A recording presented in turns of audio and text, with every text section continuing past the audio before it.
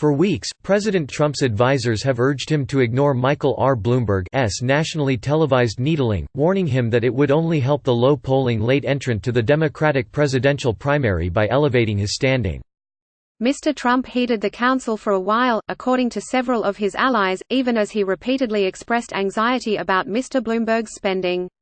But as he has tuned into coverage of his Senate impeachment trial, Mr. Trump has been pricked by a deluge of television ads funded by the former New York City mayor, a far wealthier billionaire who has made clear in his public remarks that he doesn't fear the president.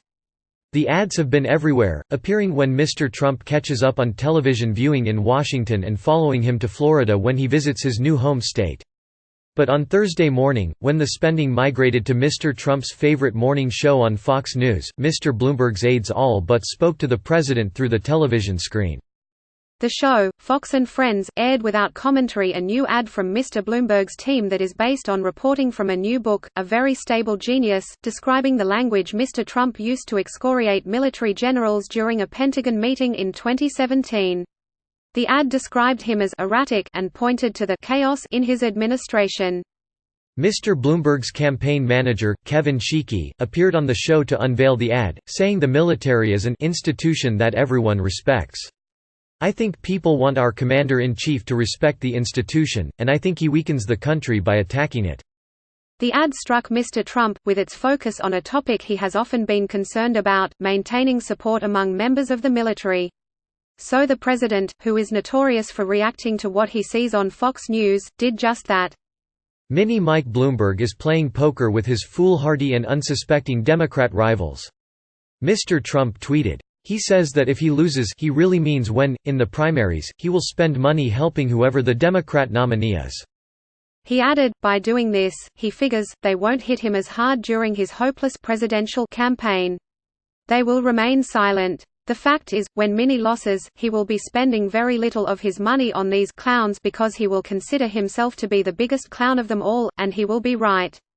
The president's focus on Mr. Bloomberg is not commensurate with the former mayor's standing in the polls so far.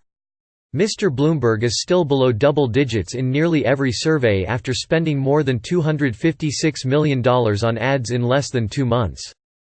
Mr. Bloomberg has benefited, however, from being mostly ignored by his primary rivals, some of whom don't want to elevate him in the race, but also don't want to alienate him and his ability to support the Democratic nominee in the general election.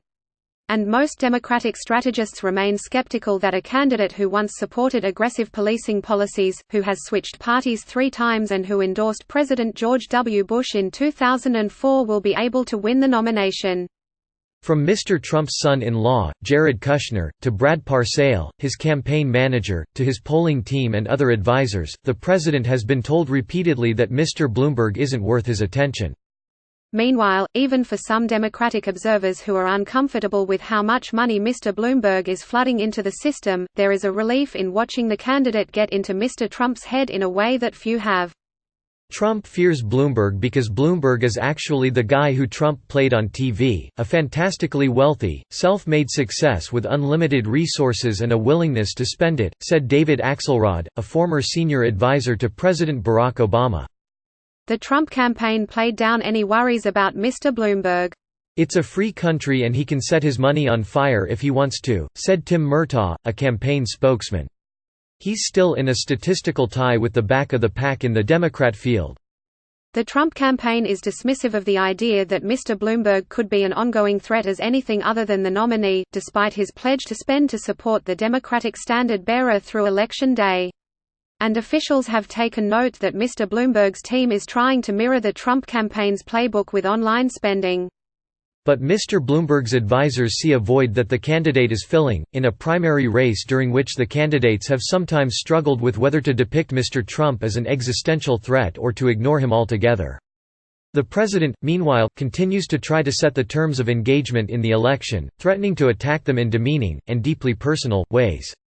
Howard Wolfson, an advisor to Mr. Bloomberg, said that Mr. Trump had been essentially running unopposed until Mike entered the race. While the other Democrats are fighting and sniping with one another in Iowa, we are running a nationwide campaign that is taking the fight directly to President Trump on issues where he is extremely vulnerable, he said. As for Mr. Trump's nickname for Mr. Bloomberg, Mini, Mr. Wolfson called it irrelevant and said, "If you want to think about small, Trump could fit in Mike's pocket." The stature gap, the wealth gap, the success gap, the experience gap, the achievement gap between these two men is vast. The Bloomberg campaign has been ratcheting up its attacks as Mr. Trump has reacted to the spending. Guided by extensive internal polling, Mr. Bloomberg's campaign first began directly attacking Mr. Trump with an ad on health care, accusing the president of ruining insurance for millions of Americans and undermining coverage of pre-existing conditions. The ad about pre-existing conditions immediately drew a Twitter rebuke from the president. From health care to the environment to impeachment, the Bloomberg campaign has been running ads attacking Mr. Trump's record nationally, particularly in key swing states. The ad about pre-existing conditions, for example, was backed by more than $1.2 million in the Orlando, Florida, market alone. But, in a further tweak to Mr. Trump, the campaign is also running ads in his strongholds, such as $14 million worth of ads attacking the president in Texas. The state is also a Super Tuesday state, where Mr. Bloomberg hopes to amass delegates. And the Bloomberg campaign confirmed that the ad about the Pentagon that set off Mr. Trump on Thursday morning would continue airing on Fox News. Every television ad attacking Mr. Trump concludes with a contrast to Mr. Bloomberg, whose mayoral record and subsequent activism are portrayed glowingly. None of the ads are simply a takedown of the president.